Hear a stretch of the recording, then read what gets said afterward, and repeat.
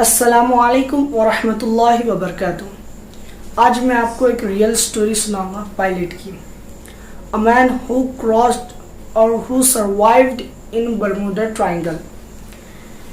एक पायलट था जिसने बर्मुडा ट्रायंगल के अंदर सर्वाइव किया। वो पायलट का नाम था ब्रूस। और उसके डैड और एक बिजनेस पार्टनर होंगे। ये प्लेन में ट्रैवल करने वाले थे। इन्हें जाना था ब्राह्मस से फ्लोरिडा, जो 90 मिनट्स का रास्ता है। तो इन्हें ब्राह्मस से फ्लोरिडा जाना था। तो इन्होंने अपना सफ़र स्टार्ट किया, प्लेन टेक ऑफ किया। और जब ये 1000 फीट ऊपर चले गए तो उन्हें एकदम काले बादल, जो बारिश में जो बादल होते हैं, एकदम काले काले बादल उन्हें लग गया। एकदम काले बादल शुरू हो गए और ये परेशान हो गई, ये कैसे बादल शुरू हो गए करके। तो इस अंदर जाते जा रहे तो वो बड़ा होते जा रहा और ये स्पीड में जाते जा रहे, वो समझ नहीं आ रहा था उन्हें। जैसे वो अंदर जा रहे वो बड़ा होते जा रहा। और तो इन्होंने और स्पीड बढ़ा दी और जब 11,500 फीट ऊपर चले गए तो ये बादल बहुत बड़ा हो गया। और ये जो बादल होते हैं इसमें जो बारिश के कुछ भी था नहीं, और एकदम डार्क वाइट लाइटनिंग चमक रही थी। और वो भी 360 डिग्री, पूरी 360 डिग्री लाइटनिंग चमक रही थी। प्लेन पूरा हिल रहा था, लेकिन इन्हें बादलों से लेके गए, क्योंकि बाजू से प्लेन नहीं लेके जाते, प्लेन बादलों में से ही अंदर से। और जो बादल थे ये पूरा सिलेंड्रिकल शेप में था और ये उसमें से जाते जा रहे थे। और एकदम इसने डर के मारे और स्पीड बढ़ाते चले गई, प्लेन की एकदम फुल स्पीड कर दी। और जब ये प्लेन की फुल स्पीड कर दी तो आखिरी में एक वाइट जैसा दिख रहा था, उन्हें रोशनी दिख रही थी।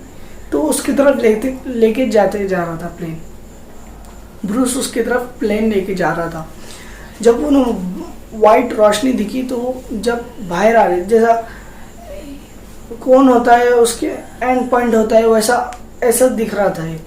तो गए और वो वाइट ऐसा दिखा उन्हें, तो उसके बाहर आए तो उन्हें राहत मिली थोड़ी, उनके डैड को और उन्हें ब्रूस को राहत मिली कि वो बाहर आ गया, चलो थोड़ा ठीक है। और ये जो रास्ता तय करके आए थे अंदर, ये 30 मिनट्स का था। जो अंदर जो बादल के अंदर ये जो रास्ता था ये 30 मिनट्स का था। और ये जो बाहर इधर उधर जो मिनट्स हो गए थे वो 10 मिनट का रास्ता हुआ था, आगे पीछे 10 मिनट हुए थे। तो जैसे 40 मिनट्स हो गए थे तो उन्होंने जो कंट्रोलर रहे थे प्लेन के, तो उन्हें बताया कि हम कहाँ हैं, आप बता सकते हैं क्या। तो उन्होंने बोला कि आप ऊपर ही है फ्लोरिडा के, हम आपका नीचे लैंड करने की इजाज़त दे देते हैं, आप लैंड कर।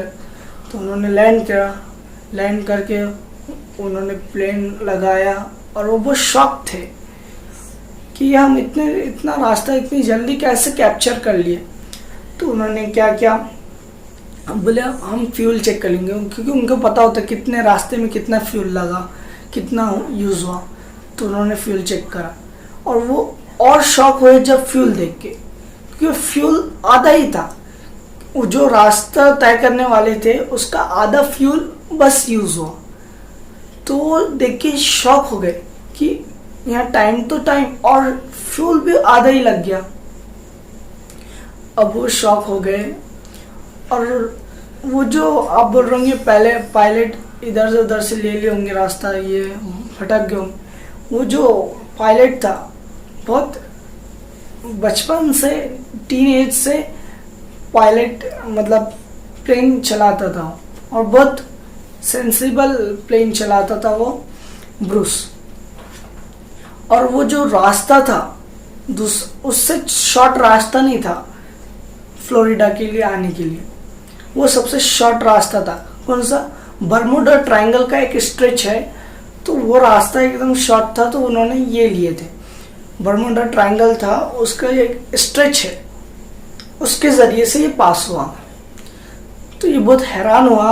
और तो उसने साइंटिस्ट से पूछा और फिर साइंटिस्ट ने कोई जवाब नहीं दिया, तो उसने बोला ये इलेक्ट्रिक क्लाउड की वजह से ही हुआ। फिर एक साइंटिस्ट आया, उसने बोला नहीं, ये उसकी वजह से नहीं हुआ है, ये डार्क एनर्जी की वजह से हुआ। डार्क एनर्जी वो चीज़ें जो यूनिवर्स को एक्सपांड करती है, ये यूनिवर्सल एक्सपांशन के लिए काम आती है।